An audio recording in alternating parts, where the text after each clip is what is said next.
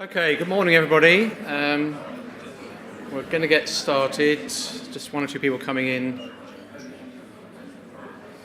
If you're at the end of a row and there's a gap, can you just move in a bit? Because I think there'll be people needing to get in probably over the next hour or so.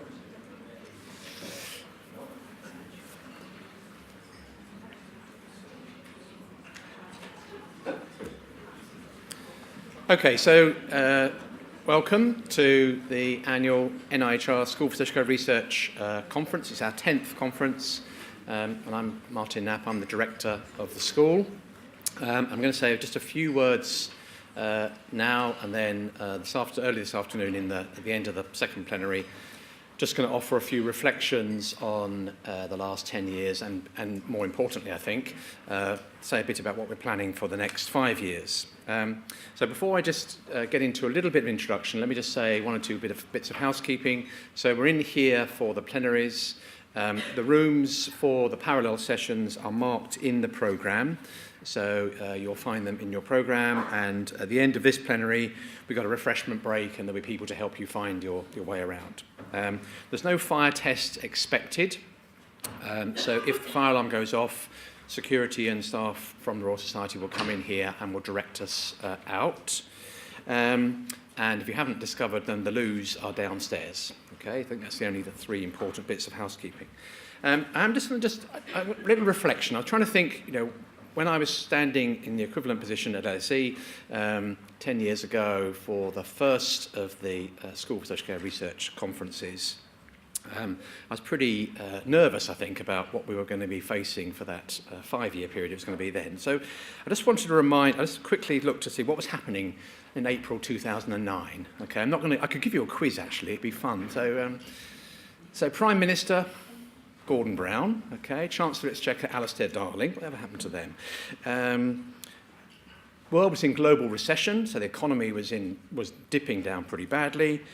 British troops were just about to leave Iraq, and swine flu was front of the newspapers as much as some other sort of flu we see today. Okay, so that was the kind of national picture. Manchester United were about to become Premier League champions, if you're interested in that.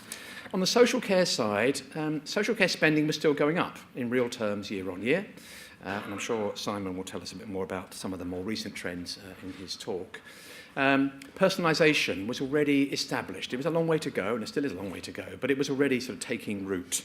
The government had actually just published its document, Living Well with Dementia. So the first National Dementia Plan was just then. The previous year was the first National Carer Strategy. The previous year, CQC was established. So these things that perhaps we're very, very familiar with now, or the context that we're familiar with now, those are still not terribly old. And two other things about social care, thinking back 10 years. I suspect that 99.999% of the population had never heard the words Winterbourne View. So think about how much has changed in that respect, or maybe not changed, and I'm sure Chris will give us some reflections on that, perhaps. And the other thing, and I'm not sure whether David Brindle is here yet. He's been a great supporter of the school. He's on our advisory board. Anyway, when I was Googling this morning, trying to think what to say, I found a nice little piece. David Brindle reflecting on the 10 years from 2000 to 2009 on social care. And I'm going to quote just the first sentence of his little piece in The Guardian, which I think just makes for an interesting reflection. So the first paragraph says, if you see the decade, this is 2000 to 2009, as a football match, social care has definitely had a better second half. As the final whistle approaches, the sector finds itself unaccustomedly on top of the game, but frustratingly still failing to find the net. Still failing to find the net. I suspect that probably is a theme that we'll pick up as we go through the day. All right, and then finally, personally, what was I doing in 2009? I remember being at the first conference and being completely dotty in love with my first grandchild, who'd been born about 3 weeks earlier, and I've now got 5 of them, for goodness sake, which is enough for a small political party, I think, in some countries. I had a lot of brown hair in those days, which now disappeared. My dad was still alive. I used to take him to football. That was one thing I remember very well at that time. And I know I was very, very nervous about what SSCR was going to achieve. So I think we've done a lot, and we'll talk about that later on in the day. But it is great to be here. I'm really privileged to be here 10 years later, survived to 10 years later. So the presentations we've got today, we've got three very, very good presenters this morning. I'm going to start off by introducing Chris Hatton, who's in the University of Lancaster. Chris can tell us more about himself, and he's going to talk about social care researcher in a social world.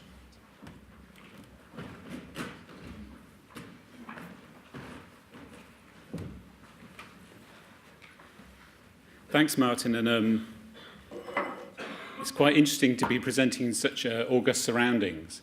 So if someone can take a photo, I can send it to my parents. Might finally convince them that I'm doing a proper job. So much to people's horror or relief, I guess I normally have a lot of graphs, but I know that Simon has much better data viz and graphs than I could ever manage. So I'm going to go a bit off-piste and talk about the social care research in a social world. And this is really trying to reflect on some things about my career, I guess career in a kind of pinging about pinball machine kind of way rather than the other kind of career. And thinking about how, well, we'll see anyway. If you're tweeting, do feel free to tweet. That's the hashtag. Yeah, tweeting, cute little bird, it feels more like that to me anyway. And that's the handle for School for Social Care Research. And that's me too. A bit about me, and then I won't talk any more about me after this. I've been an academic mainly, although not exclusively, for around 30 years. I've mainly, although not exclusively, been involved in policy-relevant research, I guess, concerning people with learning disabilities. I feel I've now reached the kind of Stinky Pete, the old prospectus stage of things. And thinking about it kind of breaks down into kind of 3 10-year blocks, more or less, so far. So for the first 10 years, I was doing largely social care research. I was a contract researcher with the Hester Adrian Research Centre in Manchester. As that closed, and there's a certain theme in some of my activities, I'm fairly toxic to any environment I work in. The Hester Adrian Research Centre closed, so I had to find a job. So I entered what feels like a fairly random decade, really. I ended up teaching and then managing a large part of a clinical psychology programme that started off as an NHS programme, became a university programme. I moved to Lancaster University. I ended up having to be head of department of my department for 3 years, which is a horrible experience, which I really don't want to repeat. And also my 2 children were born in that decade. And ever since my children have been born, I've never been full-time since. So flexible working has been fantastic for me. So that felt like a fairly kind of random decade with all sorts of bits and pieces in it. And then in the third 10 years, up to about 2 weeks ago, my career has taken a public health turn, where for 9 years I was part of a consortium with Public Health, well, what became Public Health England, some was at Lancaster University in a third sector organisation called the National Development Team for Inclusion, and there we were really trying to apply a kind of health inequalities, public health perspective around the health inequalities that people with learning disabilities experience, which has been a really fantastic experience. Because that combined lots of the elements of things which I'm going to talk about. That contract finished at the end of March. Who knows what the next 10 years will hold for me? So today, this is briefly what I'm going to talk about. I'm going to talk about benchmark man versus Ubuntu. Then how that might apply to thinking about what we do in social care research and the broader social context in which social care research happens. And then a bit about, I guess, as someone who has a sort of tangential but ongoing involvement with the School for Social Care Research, what I think that might mean for what the school is already doing, to be fair. So, Benchmark Man. There's a really great paper by Margaret Thornton called The Mirage of Merit, Reconstituting the Ideal Academic.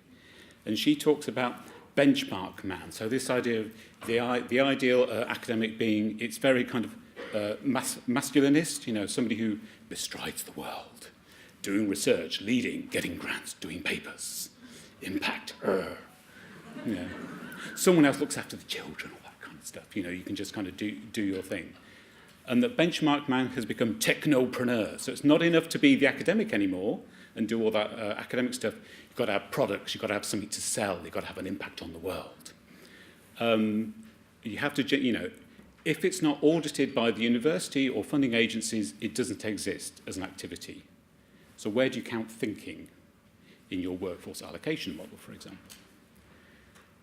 And these kind of ideas of merit kind of replicate. So, and this feels to me what we're often kind of surrounded by as academics and others, I think. The pressures to be always just be failing against benchmark man standards. And I'm on our university promotions committee. And there the big question that is often asked is, what difference has the person made? So it's not enough to be part of a collective enterprise that does good things. Can you point to where you've made a difference? And opposed to that, I think, or very different to that, is the idea of Ubuntu. So it's a kind of Southern African term that means humanity, and it's often translated as I am because we are. So Maria Berg's talking about it in the context of disability, says at the heart of Ubuntu is a respect for diversity of what it means to be human, which is really important in all sorts of ways. And Van der Merwe argues that Ubuntu is not just descriptive, not describing how we become human and how we are human, but it is a normative ethical claim about how we should behave towards others and how to become human. And I'm really interested because for me that kind of describes much better what I feel like a kind of social care research enterprise is, has been and will be. So we know that academia is replete with benchmark man indicators of success, you know, all the Fs. But such kind of, my wife come up with a joke, she's so proud of she says, all these effing frameworks, she's so proud of it. So I did have to promise her, though, I'd have to retell it. And she'll be so pleased that you've laughed. But such individualist striving is not at all my experience of social care research and kind of my role as a small part within that. And the idea of Ubuntu makes much more sense to me in terms of what social care research is and how it applies. Being part of research teams, being a small part of much broader efforts way beyond academia towards social change, and feeling that I guess my involvement with other people has changed a lot about what I think and hopefully about what I do with other people. Some quick alternative metrics for me that aren't, you know, there's H-index and there's all of that, to illustrate what I think is a really collective enterprise. So I looked, of the papers that I've been a co-author on, or an author on, only 3% of them have been single-authored. It feels a bit revealing saying this. Someone goes, ooh. But anyway. Altogether, there's been 223 different people as co-authors on these papers.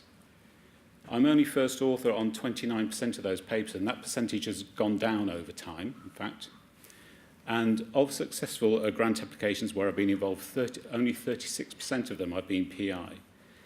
That might speak to my laziness and my parasitic freeloading on my very kind colleagues, or it might be a reflection of the collective enterprise that is social care research, where, you know, this kind of individualist benchmark man striving doesn't really seem to fit for me.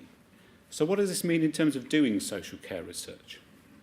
Well, I think, as I've said, in terms of colleagues, almost all social care research needs people working together. And for me, over time, I've come to realise there's really no such thing as my idea. People often talk about, I've had this idea, I don't want somebody to steal it. I'm going to keep it secret just in case someone takes it and does it. I think, you know, if I've had an idea, someone else will have had it already, to start with. And also, the best ideas come through conversations and emerge through kind of contact, so that there's no such thing as my idea. And in thinking about social care research, what are our responsibilities to each other? So rather than competitive striving all the time, in terms of our social care research teams, a social care research enterprise, what are our responsibilities as human beings to each other? Building sustainable careers, particularly for kind of contract researchers and early career researchers. Helping people find a home amongst colleagues where they feel comfortable and part of a sustainable enterprise. What's your niche? You know, one of the myths of benchmark man is that every academic should do everything. Nobody can do everything, and nobody can do everything well. So what's your niche? Where do you fit in the overall social care research enterprise? And for me, the benchmark man indicators, we can't ignore them because they're there and they make a material difference. But to me, they're kind of byproducts of doing good things together. They're not direction signs pointing us what we should be doing and how we should be doing it. Kindness, I think, is more talked about than it was and is really important. And as I've said, that kind of collective comes up with things that no individual in the research team ever would. And it's just more productive, I think, more satisfying and more fun to be part of that kind of collective enterprise, which I think social care research inevitably is, than trying to be an individualist striving benchmark person. And at the risk of coming across all Blanche Dubois, in social care research, we always depend on the kindness of strangers. Always. We can't force anybody to do anything. In the health service research, you can try and force people to do things. You can encourage people to do things. There are many more levers than there are in social care. And there are a wide range of people who are enablers who we need for social care research to happen. People in a huge range of paid roles. People who are using social care support. And one of the things, I guess, for SSCR, I was thinking about the people who are not using social care support. And people close to those people. And I guess there's an ongoing debate about a style of social care research, which I do myself from time to time, really, which can feel like exploiting people by extracting data from them and then disappearing. I think we need to be honest about that. But I think if we think about a more sort of collective Ubuntu type of experience, then what are the prospects for longer-term working relationships with a whole range of people with different power relationships and different roles? So one example of kind of social care research, and when I talk about colleagues, I'm not only talking about academics. So here's one example of a social care research project which I really like, which is done by practitioners, the Big Bedtime Audit. Sparked by the Stay Up Late campaign, which started off as a punk band of people with learning disabilities and two of their support workers. There's a film about 10 years ago called Heavy Load, which is just fantastic, really worth watching. And it's sparked by them noticing that they do a gig and all the people with learning disabilities who came to see them had to go home at 9 o'clock because that's where the support worker shift finished. So the Hertfordshire social work team, and this was repeated then in Calderdale later on, just think, okay, well, let's go and find out. So social work team did 506 contacts with people with learning disabilities who consented on the spot on a Thursday or Friday night at 8 o'clock and simply asked, what's happening with people? Well, 69% of people in that audit were in bed already, or ready for bed in their PJs, at 8 o'clock on a Thursday or Friday night. That's probably not a kind of sophisticated research question, but I think we need to expand our view of what research is, because that thing is really important and relevant and has an impact. So that was blogged by Stay Up Late, circulated through social media. The practitioners wrote it up as an academic paper with some help. An easy-read summary was produced, and it directly influenced commissioning decisions in one of the areas in terms of the commissioners started to take a particular look at certain services in their area. So that's kind of practitioner-led research that didn't cost anything. Social workers did the visits in their spare time. The kind of thing that imagine being an academic trying to do that research project. It'd be immensely costly, immensely difficult. It just wouldn't happen. So kind of, practitioners can reach places that academics can't. And similarly about people who are using or getting social care. So there's a project funded by Drill, run by Change, who are a human rights organisation of people with learning disabilities co-working with others in collaboration with other organisations. And they're doing a project employing people with learning disabilities as peer support workers in supported housing services. So again, that kind of came from the interests of Change. They found partners, and that's going on at the moment. Before moving on, I just want to say something about power. So Alana Julian is a self-advocate in New South Wales in Australia, and I was at a conference in Australia last year where she was doing a workshop and she said something which really struck me. She said there's kind of nothing about us without us is the usual mantra, but actually she was saying cross out the about us, nothing without us. And if you start from that premise, how radically does the social care research enterprise have to change to get to that point? I am light years away from that point. How does a social care research enterprise as a whole have to change to get to that point?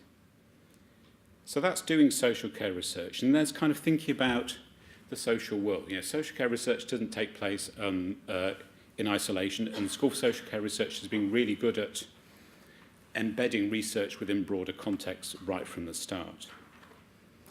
So for me personally, I think one thing that's really helpful to me to kind of pop the bubble of academia that I was sort of probably in, social media, Twitter, I know, and blogging has been crucial. And when I meet people, often kind of people who aren't academics, they say, oh, you know, I'm blah, blah, blah, blah. And they go, oh, you're the blogger. Or sometimes in a tone of mild threat, if they're senior, but anyway. And that's been really crucial to me to really kind of expand my horizons from what were very narrow ones before. It connects me in what feels to me like equal terms. It might not feel like to other people. Equal terms with a huge range of people, mainly outside the academic world. It really kind of equalizes and expands an idea of what knowledge is. So in that kind of world, I have something to bring from research and other things, but I'm only one small part of a jigsaw, and other people are bringing different forms of knowledge, different ideas, different experiences that really make me realize that research is actually a really small part of what's happening here. It reconnected, I think, in some ways, my professional self and my human self. So in my blog, I found myself writing like I talk, which is the first time that I'd ever experienced that before in my writing life, which is quite interesting. I think it's made me slightly less timid in what I say and how I speak to power, I suppose. And I've realized that when it comes to kind of academic integrity, I suppose, you know, there's lots of talk about academic freedom, but actually without realizing it, I take quite kind of an Ubuntu approach to this. So, you know, should I do this piece of work for this funder? Should I engage in that? Should I do this? And I realize that what I do, I think, well, how would I justify this to X? And I have a number, I won't embarrass anybody by naming who X is, but there are a number of people, and some of them are academics, many of them aren't. I think, really? Could I really justify doing that? You know, how, you know, which I found quite useful. And the pictures of the Justice for LB quilt, how many people in the room have heard of Justice for LB? Quite a few hands. And also I know many people in the room have been involved in Justice for LB as well. Sarah Ryan, I know, is planned to be. I don't know if Sarah's here yet. Sarah's son LB died a completely preventable death in an NHS assessment and treatment unit in Oxford. The trust, Southern Health Trust, was just behaved in a way that was really appalling and tried to put the death down to natural causes. And Justice for LB, it's kind of many multifaceted campaign in all sorts of different ways, grew really to try and get kind of justice for him and to try and campaign for broader social change. And one of the things about that is that anyone could contribute in any way. There was no kind of organisation as a strategy. Well, there was, I think, but it wasn't kind of, it didn't kind of impose a kind of rigid framework on people. So all sorts of different people could contribute in all sorts of ways. And I found a way for my nerd skills to be a small part of that picture, and that's one of the things I'm actually most proud of. And then there's the bigger picture. I know Simon will talk more about this, so I won't talk much about it, but it's a question of what even is social care anymore. It's a kind of administrative definition of what it is and what it isn't. There's kind of fragmentation. What impact is personalisation having in terms of people kind of being supported in ways that aren't services? Boundaries are starting to dissolve with kind of public health in terms of kind of place-based approaches, asset-based approaches. Some of the boundaries between what social care is and other things are starting to dissolve. As Martin very neatly teed up, there's a real issue of kind of policy and political attention. So for people with learning disabilities, valuing people now finished in 2012, and we haven't had anything since. There's a question of money or the lack of it. And for me, coming from a sort of working public health for a while, there's a question of who is not using or getting social care, the inequalities in the experience of social care or not, which I think is important. There's also about getting evidence into policy and practice, and there's lots of advice about this, and this often has a whiff of benchmark man about it. The idea that everyone should do everything. So Oliver and Kearney recently published a systematic review of advice to academics on how to influence policy. And they distilled 8 consistent advice themes and mapped them onto what do we actually know. So this is what academics are being advised to do. Do high quality research. Okay. Communicate well, make your research relevant and readable. Okay. Understand policy processes, policy making context and key actors. Piece of cake, obviously. Be accessible to policymakers. Engage routinely, flexibly and humbly alongside your job, obviously. Decide if you want to be, this is quite interesting, an issue advocate, so kind of being kind of an advocate for your issue or kind of honest broker, sort of, this is what the evidence says. Build relationships and ground rules with policymakers. If policymakers established a relationship with every academic who wanted to, they'd be completely overwhelmed. Be entrepreneurial or find someone who is. And lastly, reflect continuously. Should you engage? Do you want to? And is it working? That's quite a tough list to put alongside everything else, I think. And, this is every academic should be doing this. Well, the authors say this advice is rather vague, very broad, and each theme contains a diversity of opinions, and it basically misunderstands how policy processes work. And they have 8 critical questions about advice versus reality. So reading across, the question of what counts as evidence. The how to advise says high quality evidence. The empirical literature on evidence use says actually they use a range of knowledge types. And policy studies say evidence is gathered via policymakers, via research and consultation with a wide range of groups.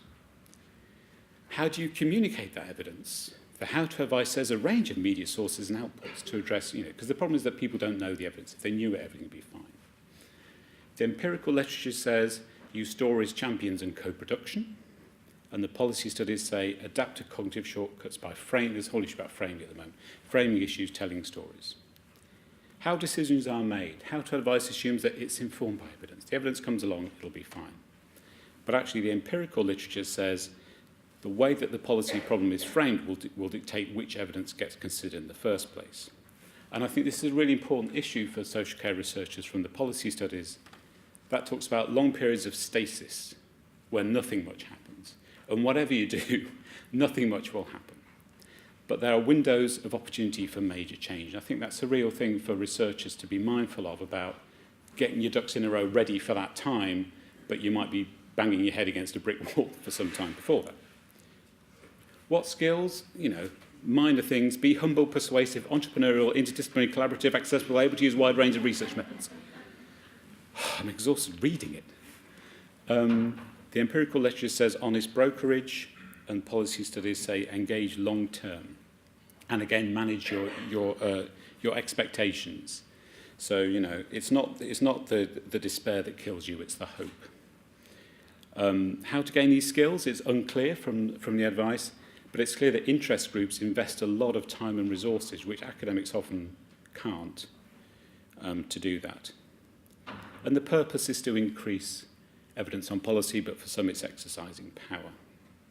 How far should researchers go? The how to advice, as far as required, which sounds a bit sinister to me. The empirical literature is unclear. There are costs and risks to trying to do that, in terms of not being taken seriously. Clear aims connected to realistic strategies are important.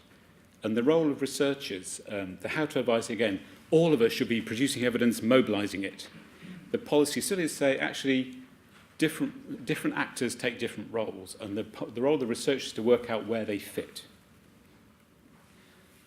So again, this is another interesting study looking at case studies of the impact of academics in networks around public health policies. Please stop now, I'm being told. Oh God, yes. Soon. So basically, you don't have to do everything. Be part of a network. Be a small part of a network. Work out what your role is in political context. Avoid that. That is where I feel we're at all too often. So just quickly, I think the School for Social Care Research can be and is a shared enterprise for collaboration. It's not a site for competition. I think it can be really helpful in helping social care researchers, whether academics or not, to find their niche, depending on what's important to people.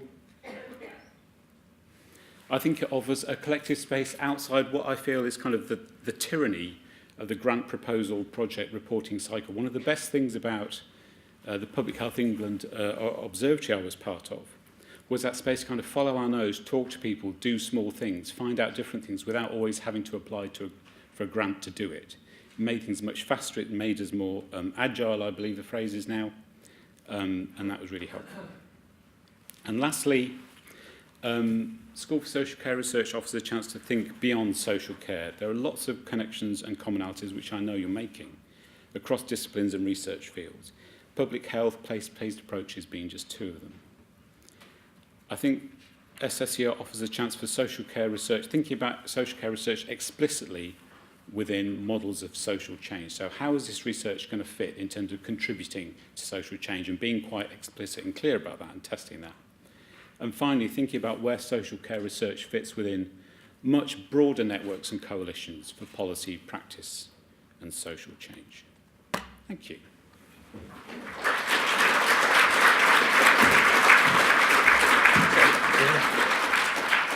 Thank you very much indeed, Chris. So we've got time for some quick questions. So mics are available somewhere. Yep. So put your hand up, please, and quickly say who you are, and then keep the questions brief if you can, and we'll have... So, questions or comments? Looking for... That's a big fat zero. I'm liking that. Okay. There's one there at the back, please. Who's got the mic at the back there? Hand up. Back. The back. Down there. Salah. It's difficult to miss, Lisa, but you did. Thanks, Martin. I'm Lisa Trigg. I'm from Social Care Wales. And I've recently kind of jumped from one side to the other. So I was, until quite recently, at PSSRU as a researcher. Now my job is to try and help get research into practice in the sector. And one thing that strikes me, Chris, about the way you've worked is what's really difficult for us on the other side is sifting through all the different bits of research that have been done. But I know that if I was looking at learning disabilities, because of your profile on Twitter and on social media, you are someone I would go to for advice. See, how sad that is. But I just wondered whether, you know, and that's extraordinarily helpful to have come across somebody who, you know, knows stuff about their field. Do you have any thoughts about how that process has worked out for you and what can be learnt from it?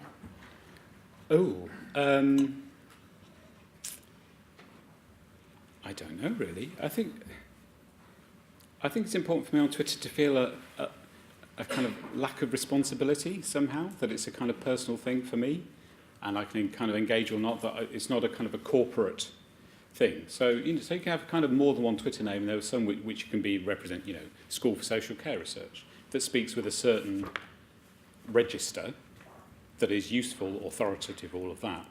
But I think my personal account is kind of a bit different. I think it's just built up over time. I think it's just about being open to having conversations with all sorts of different people and being willing to, you know, I've learned much more than I've given in terms of knowledge. In terms of Twitter, it's been fantastic from that point of view. But again, I think it's helping to establish that kind of network. It's not a formal network, but it means that, you know, there are all sorts. There are kind of journalists, there are lawyers, there are self-advocates, there are family members. There are all sorts of people that I can kind of draw on for help about all sorts of things, and they all help feed into the things I'm thinking about, and it might, you know, stuff I say might help feed into what other people are thinking about. So I think it takes time. You just have to be genuine, really. Okay. Another question or comment? Okay. Thank you, Chris. I wonder, do you feel like you've been able to influence or change your own institution in terms of resisting the grrr of the benchmark man?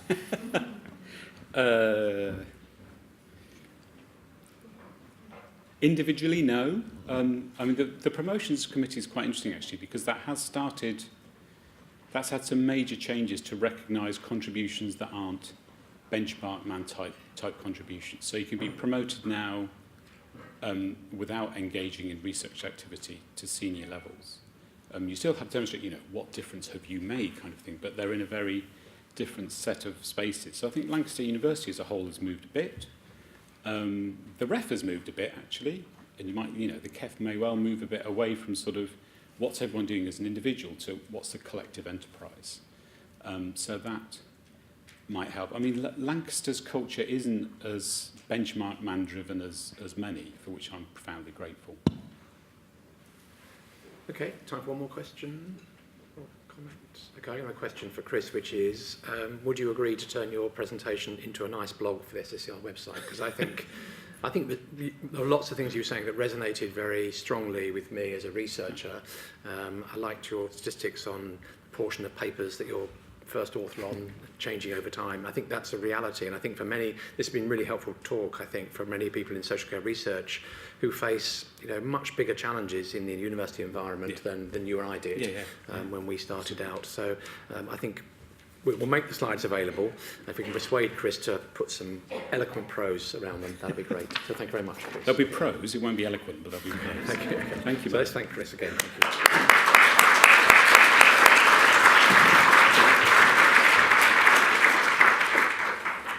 Okay, and our second speaker is Simon Bottery, who's a senior fellow in social care at the King's Fund and has a lot of experience in the social care area from many different sides of the waterfront. So, Simon, over to you.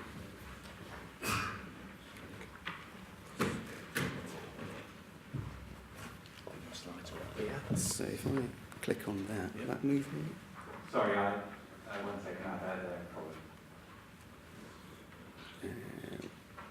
Do I need to do something with this? Evolution of social. Whereas the AV man has disappeared from his box.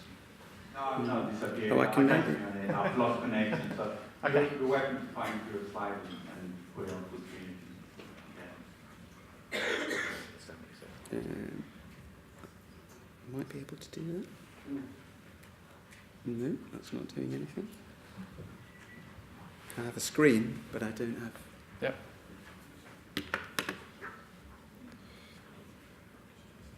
Yeah, Can you, I can't see you up in your box, but can you sort this I'm out? working. Okay. It's coming. Let me, first of all, let me get myself some water. That's probably a good way of using up a couple of seconds. I thought those were both really interesting and very thoughtful first presentations. I don't know about you this morning from about the role of researchers, and it made me think, what was I doing 10 years ago when this conference first kicked off? And I realised that I would have been I'd just started a role at an older people's charity, Independent Age. And it was a very broad role because up to then my career had been very broad. So I'd started my career in journalism, I'd worked in corporate relations for Guinness, I'd worked in publishing, and then I'd moved into the voluntary sector in sort of communications and other types of roles. And I sort of found myself working in the policy field rather than planned to be in it, but really enjoyed it. And as part of being a policy director, I found myself doing research and also interested in it. Although I remember it would have been about 2 or 3 years, it may even have been at this event when I was explaining to someone that some research that I was doing at Independent Age, which was mapping CQC data onto local authority areas. And I was told in private conversation that wasn't research, it was labelling. So I thought, okay, maybe I'm not a researcher. And I'm still probably not a researcher in the sense of that's the core part of my job in many ways. But we do a lot of research. And I was struck by Chris's definition of the difference between an issue advocate and an honest broker. And I think maybe at independent age, I felt like an issue advocate. My job, was to find the data that supported the things we believed in and to present them as strongly as I could. And I think at the King's Fund, I feel like I've moved towards being more of an honest broker, although you can tell me over coffee whether you think that's fair or not. So, the question I was, when I started at the King's Fund, we found ourselves talking about was about data in adult social care.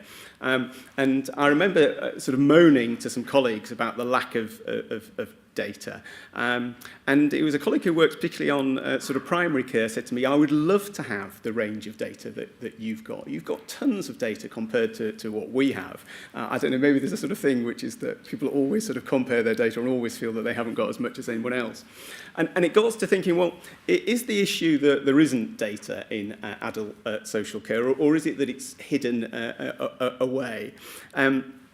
And over coffee, we were thinking there's that period during autumn every year when NHS Digital and CQC and Skills for Care publish huge amounts of data. It all comes out over about sort of 2 or 3 months, and it all sort of lands, and you look at it and you get very excited about it. And we thought, well, could we look at all of that data and see if we could find a number of indicators that we thought told the story and represented adult social care? Could we pick some of those out and publish them all together and look at some sort of key trends? And essentially that's what we've done. And what I'm going to present to you today is a piece of work which will be officially launching in a couple of weeks' time. And it picks out 20 key indicators across adult social care in England, I have to say. We've got no data here for Wales, Scotland and Northern Ireland, although it would be a fascinating job to try and do the same thing. Picks out those indicators and tries to look at the trends for them. We called it a sort of 360-degree view on social care. So what I was going to do today, briefly, is just a quick look at the data sources we've used and the methodology we've adopted. And then I was going to pull out some of the sort of more interesting emerging trends. So the ones that I think hopefully were more of a surprise to us when we found them. So, for example, I'm not actually going to talk about money, curiously enough. I know it's not done not to talk about money when it comes to adult social care, although I can tell you the trend. The trend is broadly that in terms of what local authorities spend, they're still not spending it as much in real terms as they were in 2010-11, and that sort of bottomed out in about 2014-15 and has since been gradually inching its way back up again, but still not back to those 2010-11. But I'm not going to focus on expenditure. I'm going to pick up on one or two of the other ones that I guess are the ones that surprised us the most. There's some puzzles here as well. Some of the data, a lot of the data actually, we looked at the trend and we didn't quite understand what could be driving it. So are we seeing something real? And if we are, what could possibly be describing it? And I'm really interested to get people's views on that. And I'm going to focus a little bit on some of the gaps as well, talk about a few of the gaps, about things that we don't have, data that we don't have. We put those indicators, those 20 indicators, into 6 groups, just for ease of analysis apart from anything else. Access through to integration. And we've taken them very broadly. So in access, we've included indicators that are not just about who gets adult social care through local authorities, but we've included who gets disability benefits, for example. In spending, we've looked mainly at local authorities. In providers, we've looked at issues around about numbers of care home beds because those were available. In people, we've looked broadly across workforce, but also looked at carers. In quality and efficiency, we've looked at some of the quality indicators that you'd expect, like CQC and adult satisfaction, but we've also used sort of broad public satisfaction data. And in integration, we've covered some of the NHS type data, so things like delayed transfers of care. We've covered a housing indicator, which I'll touch on in a second. So a very, very broad definition of adult social care. The sources we used, we set ourselves a sort of principle that that we'd only use sources where the data was available annually, where there was at least 3 years' worth of data, so we could at least sort of plot a graph on it, where it was publicly available, so it wasn't data that had to be generated from an FOI, comprehensive, so either all of the data, as for local authorities, or a strong representative sample, so a big representative survey.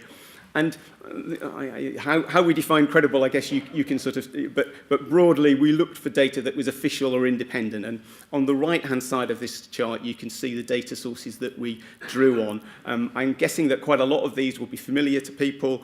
The SSCR data, one of the things that I learned in doing this work is how you pronounce ACS -FR. It's SSCR, apparently. Is the big data dump of activity and finance from local authorities. But there's a few others. There's DWP data from welfare benefits and other things. LogusNet was a new one to me. I don't know if anybody's used LogusNet. Anybody put their hand up if they've used LogusNet?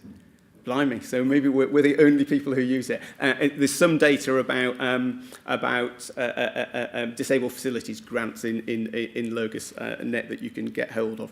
So a really broad range of data sources.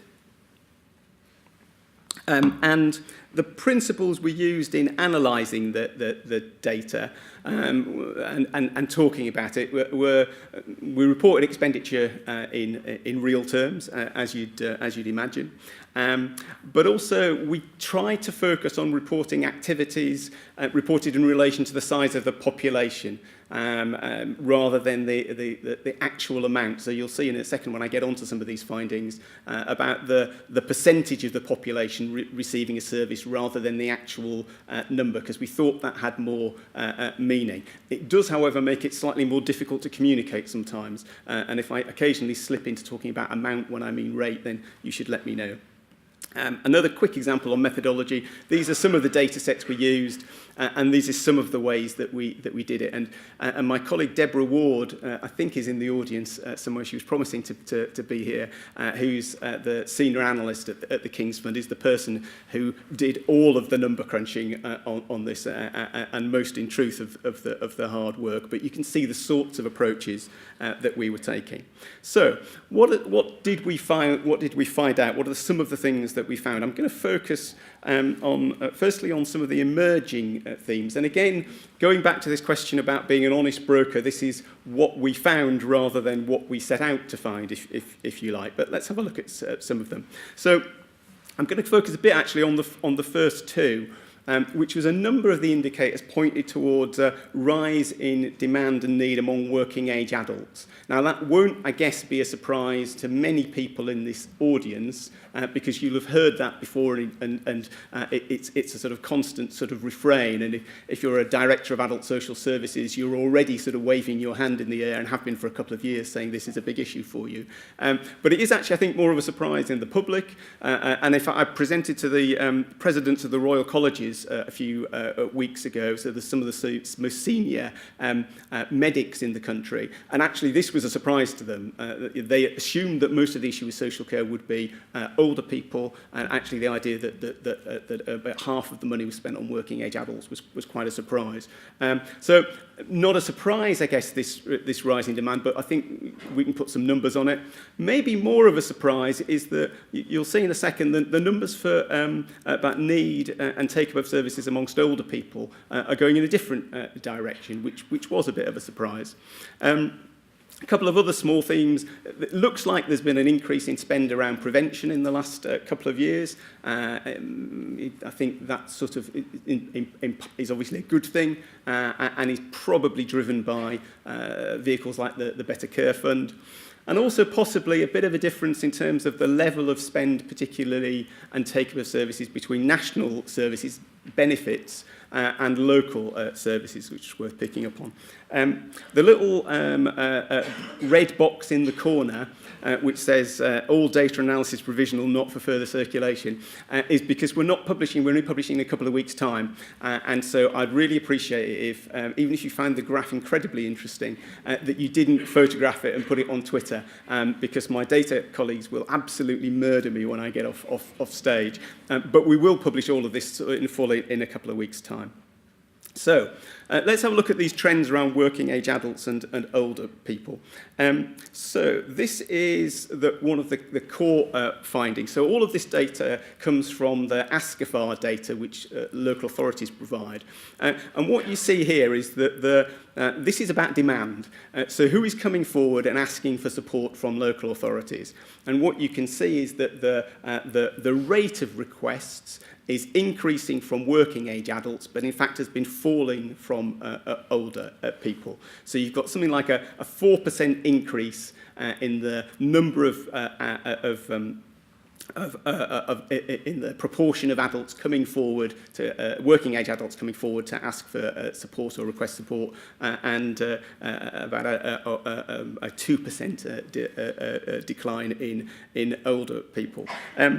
I think that's I think it's not a surprise around working age adults, but it's more of a surprise around older people, and we've hinted at or talked about a few of the possibilities about why we might be seeing that sort of trend. It could be clearly to do with older people not feeling it's worthwhile coming forward. So this is about demand, this is about who comes forward. It could be about the way that demand is being counted. So there's a range of reasons that could be mediating these sorts of trends. But I think also there is a possibility that it is something to do with need, and we'll come on to some of this in a second. If you then look at who actually gets services, what you'll see is a similar sort of trend in that an increasing proportion of working age adults are receiving services, although the biggest increase is in short-term support rather than long-term support, and a declining proportion of older people receiving support, and the sharpest decline overall is in older people receiving long-term care. So these are quite small for long-term care, the decreases. In actuals, it means that about 7,000 more working age people are getting long-term care compared to 2015-16, and a fall of about 20,000 older people receiving long-term care. Similar trends to the ones that we've seen around demand. So what could be going on? Well, one of the data sets we looked at was this one, which is the Family Resources Survey, which has been tracking reported levels of disability in the population over the last few years. And it's a big survey. It's about 19,000 households, about 40,000 people. What it's showing is that broadly, disability prevalence amongst older people has been broadly flat. It's declined by about 1% over that period. But it's been increasing significantly for working age adults.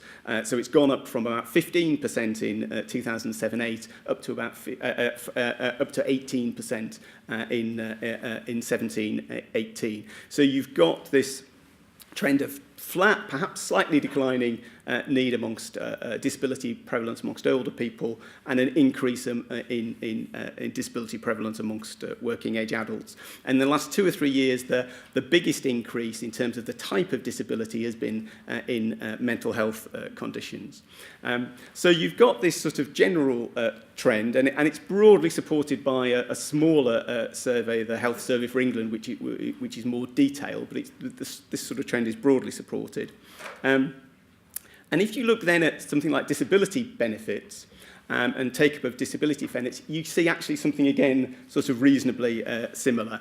So this is the number of this is the rate of working age adults claiming a disability benefit, and you'll see an increase. And the big increase comes in at the start of that purple block with personal independence payment when it comes in. That's when you see an increase, particular increase in the proportion of working age adults claiming a disability benefit.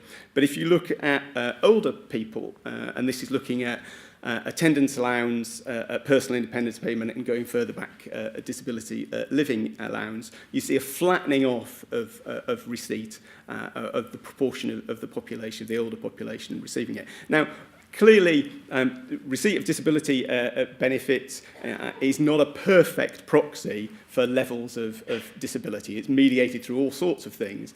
But what I think it's showing is a sort of general trend which makes some sort of sense, this sort of general trend of increase in working age disability and a levelling off, a flattening off perhaps, or even a slight decline in terms of older people. Why is that? Well, I think that's one of the conversations that I think we probably should have. But it's worth saying that although we're talking about the proportion of the population, and particularly if we're working for older people, the proportion of the population may be flattening off or declining, a key factor is this one, which is the numbers. So although we may be talking about proportions of the population for older people being flat or declining, there's a lot more older people. And what this graph is showing you is that there's been an increase across all age groups in the population in the last few years. The biggest increase has been for over 85s, and you can see the projected forward, the projected growth in the number of over 85. So looking simply at proportion of disability and potentially proportion of the population with a need doesn't tell you anything like the full story. What we're saying in the report is that you've got to take into account the number of individuals in the population, and you've also got to take into account the level of unmet need that already exists. And that's actually where it's quite difficult to find a number for it, but there are some numbers out there. So some, I think, quite interesting stuff that we're still trying to sort of think through and explain, and I'll be really interested in the conversation afterwards. But I'm going to move on and look at another trend, which is around prevention.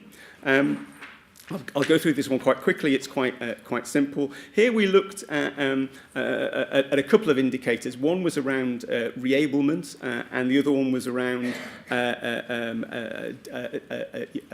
provision of disabled facilities grants. These were the two measures that we could find, or two of the best measures we could find, which we thought of as being preventative measures, and for which we had annual data that met all the criteria that we talked about before. And I'm just going to show you the one around disabled facilities grants, and what you can see is that between 1516 and 1670, there's a good increase in the number per council that are provided. We haven't yet got the data for 1718, and it's a decent possibility that it will also have gone up, because you can map this onto a big increase in the amount of central government money going into disabled facilities grants in the country. However, one sort of caution on all this is that there's just under 2 million households with a disability requiring home adaptations. I can't remember if this is a UK figure or an England figure, apologies. And we're currently sort of tackling it, and disabled facilities grant aren't the only way, clearly, of tackling this issue, but it is one of the most significant ways, and we're tackling it at the rate of 140 per local authority a year. So it's fairly clear that if we're going to tackle the problem fully, we're going to be some way down the line before we get there.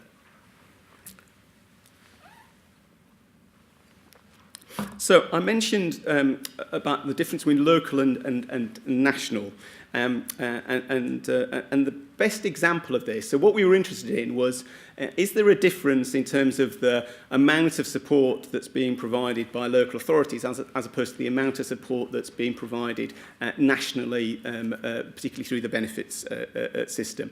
And the starkest example to suggest that there might be is in carer support, where there's broadly two ways as a carer that you can receive support. You can get support from your local authority, or you can claim carers allowance, and of course you can do both. And this shows you the number of carers who get support from their local authority, and you can see that it's broadly declining. The only, in 1718, the bit that increases the most is the bit that's about providing advice and information. Rather, it's still counted as direct support, but it's the bit that doesn't involve money, and you can read into that what you like. But broadly, there's a decline in the number of people in carers receiving support from their local authority. And then if you look at the trend for people getting carers allowance, the national benefit, you can see that the numbers have been increasing for some time. The difference between entitled and in payment, I won't bother to go into, but essentially for many people it's worth claiming carers allowance even if actually they don't receive any money, because it gives them it passports them into other support. The trends are the same anyway. So you've got this significant difference, I think, between carer support locally and the trends on that, and carer support nationally.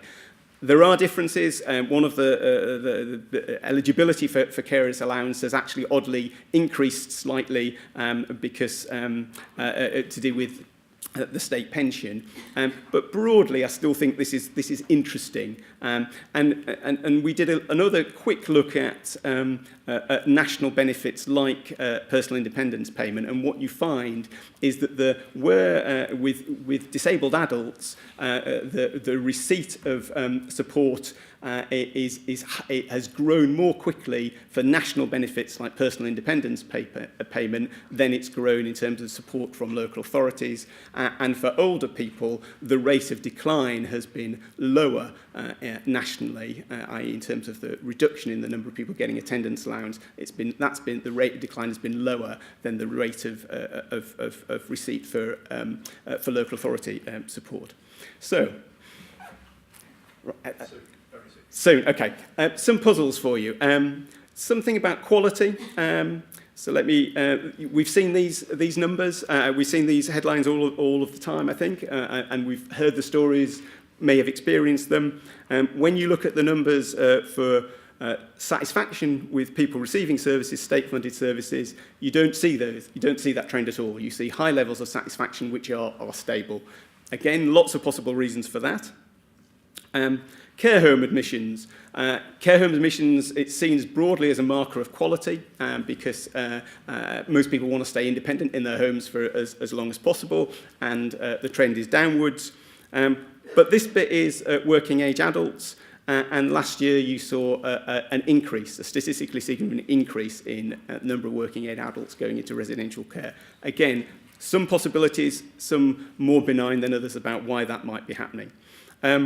This is a really interesting one. NHS continuing healthcare. The rate of receipt of NHS CHC, which is a big deal, it's about 4 billion quid's worth of expenditure. And for those of you that know about it, if you've got an underlying health condition, you may be entitled to NHS CHC, and if you do, the NHS will pay your social care costs for you. But if you don't, then you may be faced, and you're a self-funder, you may be faced with £50,000 worth of cost yourself, or your local authority will be picking up the cost. The rate of receipt for NHS CHC has declined, and the type of receipt has changed. Standard, which is long-term CHC, the actual numbers is falling. Fast track, which is short-term CHC, which is typically end-of-life care for maybe 6 months, those are the ones that have been increasing. Funded nursing care has actually declined in numbers, and I've yet to find anybody to explain to me why that might be happening. Some gaps. Self-funders, most of what I'm giving you is about local authority funded. There simply isn't a data source for annual in the criteria we've set that tells us about self-funders. There's not much about outcomes. A lot of this is about outputs. And local variation, I'm quoting national numbers at you and national trends, but to give you an example, this is the range of results for receipt of reablement, where in some places 10% of over 65s leaving hospital will receive reablement, and in other places it's fewer than 1%. And the average is, you can see, is measured by that orange bar in the middle. It's not clear why there's that level of variation, or indeed where the right number is. But there's variation in virtually all of the ones that we've looked at. These are the other indicators, lots of them. Spending is in there, direct payments, lots of other things. And we're launching week beginning 22nd. We're hoping, I think it's on the 25th that we're planning to launch. Thank you.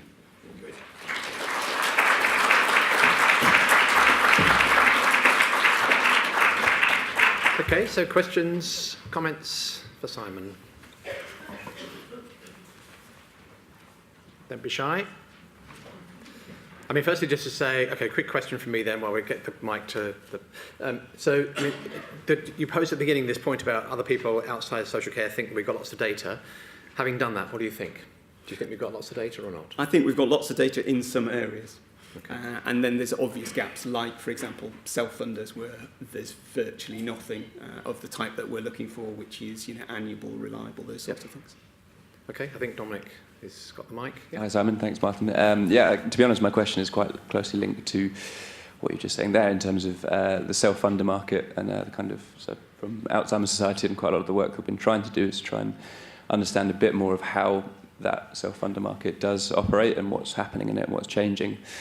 And I guess my question is kind of, how do you think that we could access more of that? Do you think there should be some sort of way to encourage, way to push that market to be providing a bit more information, a bit more data, particularly as many of them do work with local authorities anyway? Just kind of close to 50% of it, how do we get it? Yeah, I can't imagine how. I don't know the answer. Actually, is the short answer. I can't imagine how we would actually make. How would you get the data about self-funders? It would require you to have the knowledge of a contractual relationship between an individual and a care home or a private company. So I think there's a real problem about it. I mean, I guess some sort of representative sample would probably be a way to go. And we do have some data about self-funders sort of as part of from workforce data, which we'll be looking at not in terms of providers, independent sector who are providing both commission services for local authorities, but also services directly to self-funders. So we do have some data, and it's possible we can do a bit more in terms of mining some of that data to understand it. And maybe making, if Langbjørsen provide more of the data publicly, but that would wreck their business model, I suspect. Okay, question here. Hello, Simon. My name's Larry Gardiner, and I'm part of a small organisation called the Three Nations Dementia Working Group, which is hosted by Alzheimer's Society, and they provide a secretariat for us. Last week, I was at an event hosted by Demos in Whitehall, and they've just published a report about the obstacles, restrictions, barriers to applying for and obtaining benefits, and concluded more or less that the Department of Work and Pensions is not fit for purpose and should either be abolished or replaced. But in the data that they found, so somebody got themselves embedded in the DWP, lived and worked there for a year, and then wrote about it.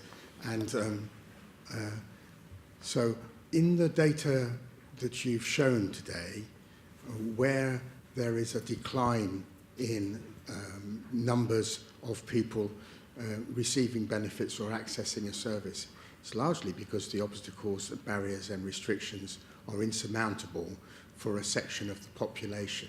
And I'm wondering if you have any ideas about where that data lurks and how it can be represented and communicated. Well, I guess my sort of job as an honest broker is to say that's a hypothesis, isn't it? So the Office for Budgetary Responsibility did a report recently, actually a couple of weeks ago, looking at disability benefit take-up.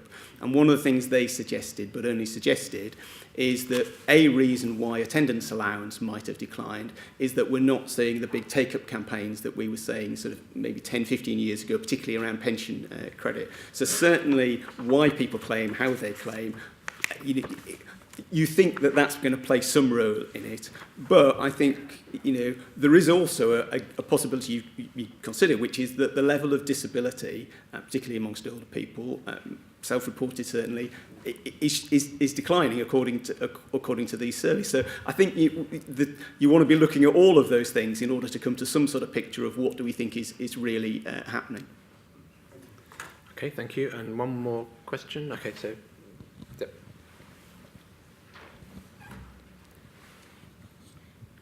Thank you. Margaret Dango. I'm a member of the PSSRU in relation to patient and user involvement. But I'm also very involved at the local level, and my husband had dementia and didn't receive social care, self-funded, for many years. But my experience of our local environment, obviously that's only one borough, is that there's a lack of funding for residential places because the borough is totally overspent for social services, so they're not offering now to cover the places. There's another issue around, my husband had continuing care for the last year of his life, but I know from speaking to other carers that the criteria are now changing. They're being used more strictly. And so it's very difficult to have continuing care. There are changes in criteria for social care eligibility, so I wondered if you picked that up in the research at all.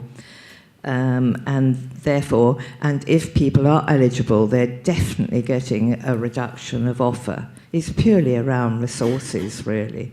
The borough can't cover what they haven't got money for. So I'm just wondering how that was picked up in your research. So what we're doing is picking up the top-level trends, the big sort of data sources, and saying this is what it shows, what could explain it. You're absolutely right about... So CHC is a good example. We talked to a lot of people to try and put together a narrative around some of this, and some of the people are sitting in this room.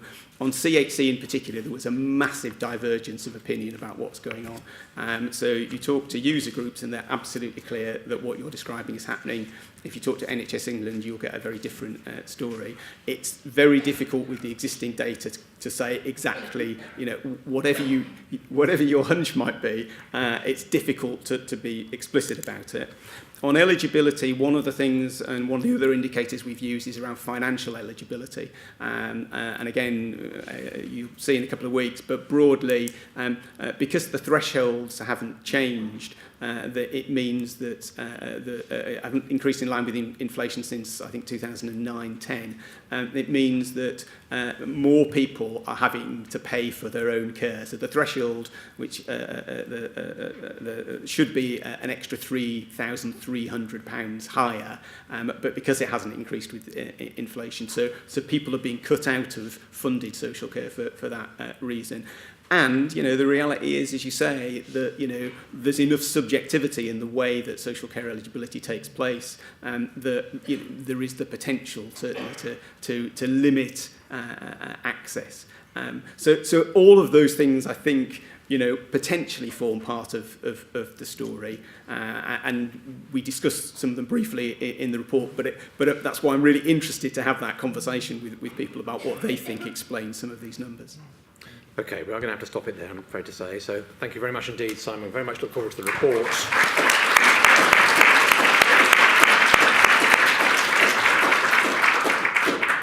Okay, I'm delighted now to welcome Louise Wood, who's Director of Science, Research and Evidence at the Department of Health and Social Care, and pays our bills, I think, probably. So, yeah.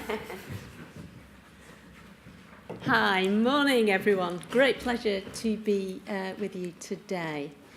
So, I'm going to talk today about what NIHR is doing to support capacity building in social care research. But firstly, just for those of you who aren't familiar with NIHR, this slide provides a summary of what we do and why we do it. So we fund research, high quality research, to benefit users of the health service, public health, and social care. And we fund really diverse research. So everything, for instance, from the immunotherapies that are being used to bring cancer into remission, through to does participation in a choir help your outcomes if you're in a post-cancer diagnosis situation. We fund infrastructure to support research, and when we talk about infrastructure, in general, we mean we buy out people's time so that they can support and do research. We are one of the biggest, and in many fields, the biggest trainer of practitioners and academics in our scope of activities. We place great importance on involving patients, carers and the public at all stages of the research process, right from what are the really important things that we fund research on, through to how can we better disseminate the results of the research that we fund. And we work in partnership, where working in partnership is going to have the potential to bring benefits for patients or the health and care system. So for those of you who are familiar with NIHR, you'll see that we've got a different logo, or as I've learnt to call it now, a new visual identity. So we were responding to feedback that we got from your sector, amongst others, that use of the NHS logo basically made it feel, for people working in your field, that NIHR wasn't for you. We absolutely are, and that's one of the reasons why we've changed our logo. For those of you who are still based in the NHS, there's still the opportunity to co-brand with your NHS organisation. So, NIHR, like any major funder, needs to be thinking about what the future health and care challenges are. And a couple of years ago, we did an exercise where we invited people from multiple sectors to respond, telling us what they thought the big changes in health and care were likely to be over the next 20 years. And we commissioned RAN Europe to collate those data. And that was published in a report, the link of which is on this slide. The Academy of Medical Sciences had their Health of the Public report, and the Campaign for Social Sciences published a report about how social sciences really needs to have greater prominence in a lot of the work that's happening.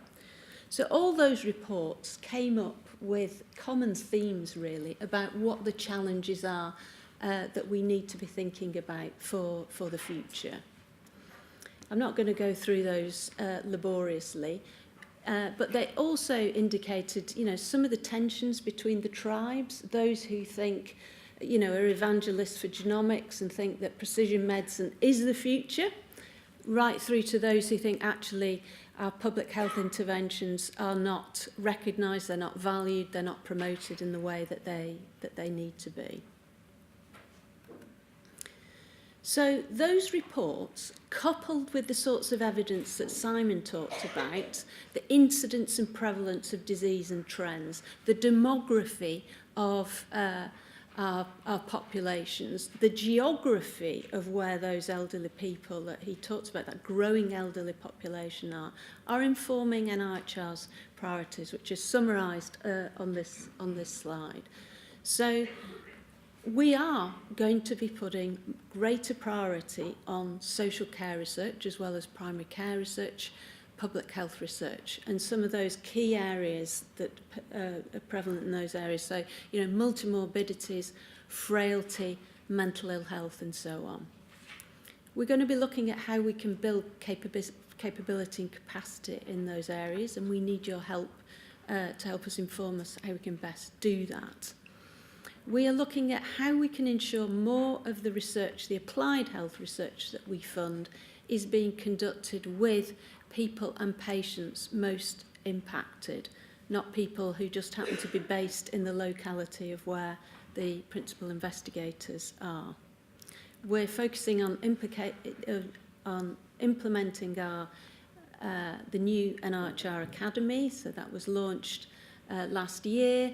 and we have large tranche of work there about what we're doing to build the research workforce of the future and the research leaders of the future. Equality, diversity and inclusivity. That's something that we need to give much more attention to across our activities, be that the people who are actually involved in research or shaping research priorities, the research community and where we draw our researchers from, but also on methodologies, you know, and I took your point about methodologies. We need to ensure that methodologies are fit for purpose and are recognised within the field as being robust, and we'll perhaps come back to that a bit later. And then NIHR also has official development assistance funding. I'm not going to talk about that now. So I'm going to move on now to just a quick whip through what we're actually doing to try and support the field of social care research.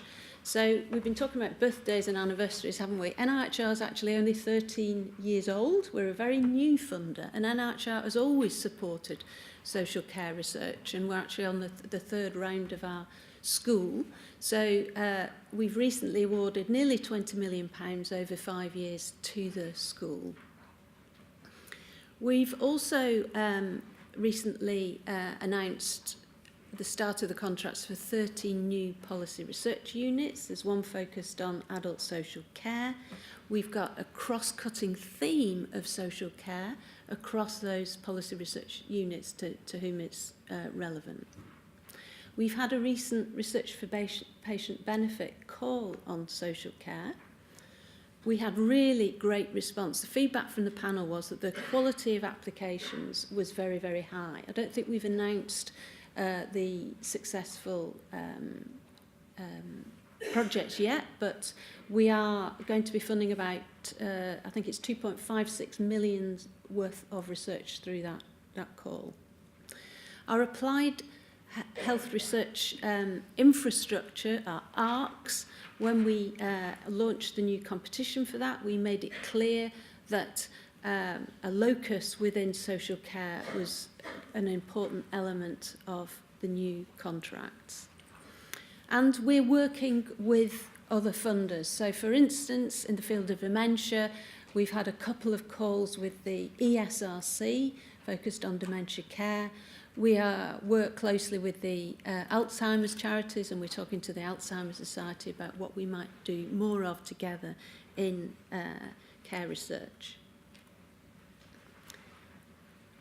We look to support people who are moving into social care research.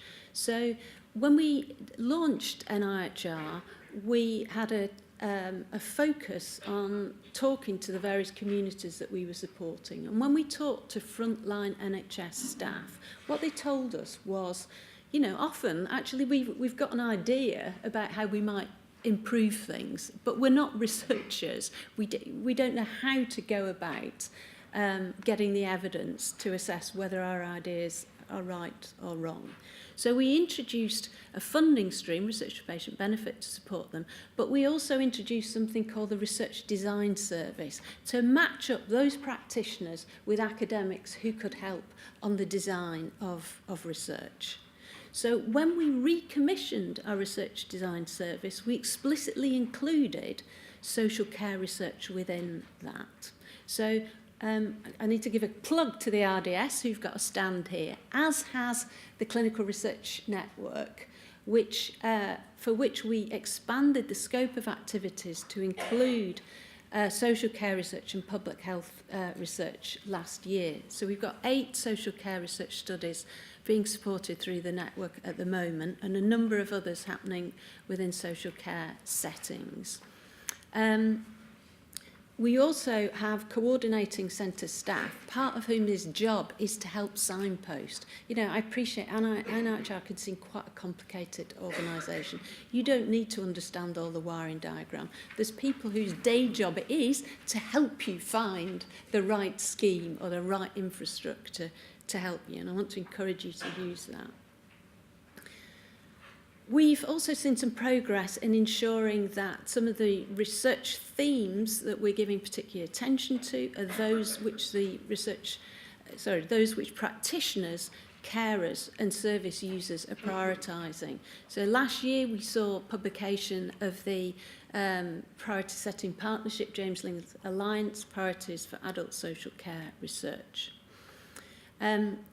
Involve has been working with the school to look at identifying areas of good practice within social care research so that we can promote those as case studies. When we commissioned a review of the training that NIHR has supported over the last year and a forward look, social care research came out as one of the priorities for support for the future. So we're approaching that in a number of ways. So firstly, we've included capacity building within the school's new contract. So that includes pre-doc, pre-PhD, PhD and postdocs.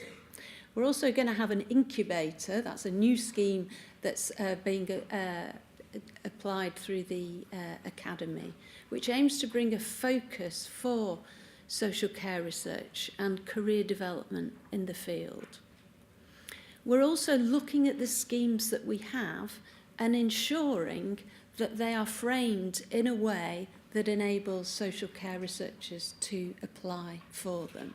And many of our schemes are generic, but we have decided that for the future we're going to put a bit more focus on effectively commissioning people to work in particular areas. So we have some strategic themes where we're particularly trying to encourage people to come and develop their research careers. So the most recent example of that was the advert still out for our doctoral fellowships, and social care research was identified as a theme within that.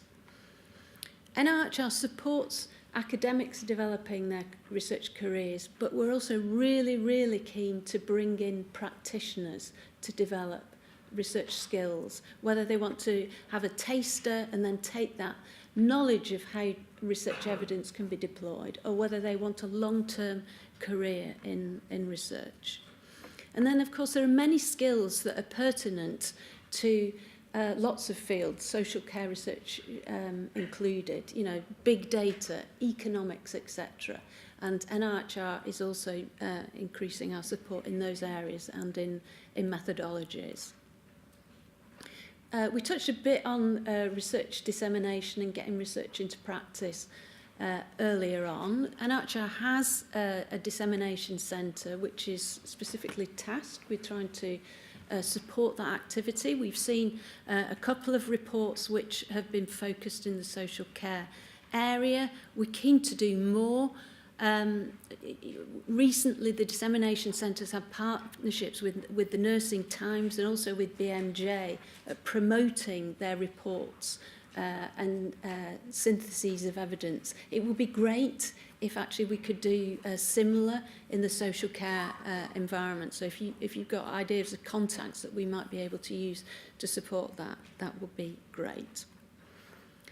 Now, from our perspective, it's really, really important that we listen to the community's views about what NIHR is doing and what the funders are doing and how we might improve.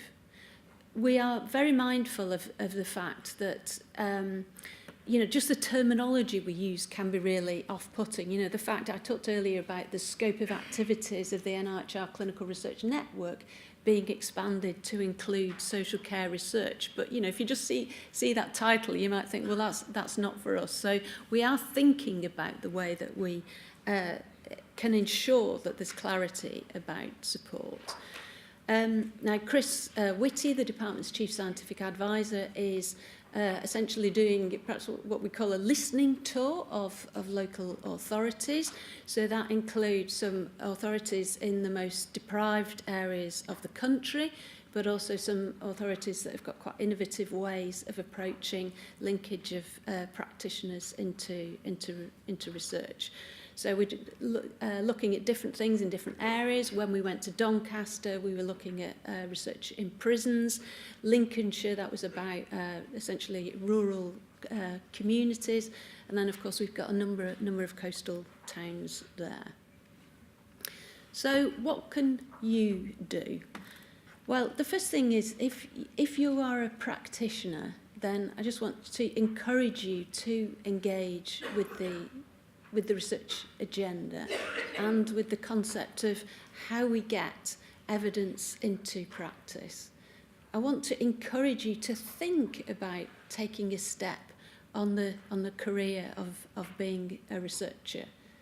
Both those things are important. Having people who understand how to deploy evidence and understand how to get access to data, as well as people who are generating those data. I want to encourage you to apply for funding and to be ambitious. NIHR is determined to improve social care research, the funding available for it, the capacity and capability of the field. But we need you to apply for the funding and help showcase some of the studies that have been funded, so that people think, yeah, actually those guys, they are going to fund my sort of research. We were looking to work with you to grow the next generation of researchers, and researchers who will be rounded researchers who will keep up that focus of ensuring that we are focusing on a pull from the community, a pull from carers, a pull from service users, a pull from practitioners to do research that matters to them. I want to encourage you to use the support that's available. Go and talk to the Clinical Research Network. Go and talk to the Research Design Service. They're here today.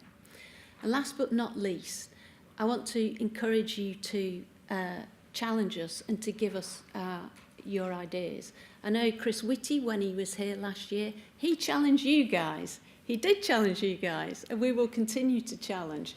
But from our perspective, you know, the purpose of debate isn't victory, it's progress. We need to foster better mutual understanding across the tribes, across the disciplines, so that service users, patients, carers and the public can really benefit from research that's funded by NIHR. And I'm going to stop there, Martin. In fact, sorry, Martin, I'm not going to stop there, because I've got one more slide, which is important. Really important. So the first slide that I showed you was the NIHR mission, which is improving the health and wealth of the nation through research. And when I look in the eye of Treasury officials, I see recognition. I see value in what we are doing and recognition of the importance of that. But when I talk to my friends, when I talk to colleagues, when I talk to frontline staff about what NIHR is all about, I have my own personal, unofficial mission statement, which is something that a lay member of our public review panel for that Health of the Public report proposed. And what he said was that NIHR should be focusing on providing evidence to enable people to be born well, live well, and die well. I think that's what NIHR is all about. And social care research underpins all of those elements. And, you know, our work is not done. Thanks. Thank you very much indeed, Louise.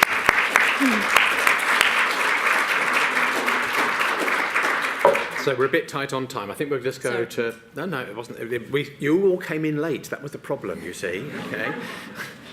But we have three great presentations which complement each other very, very well. Lots of stuff. We'll make all the slides available. I know some of the speakers are here the whole day. Some can be here part of the day. The break is now outside, and then the 3 rooms for the panel sessions. Group 1 is in here, and the other 2 groups are on the first floor. Okay, and you'll be shepherded along. Good.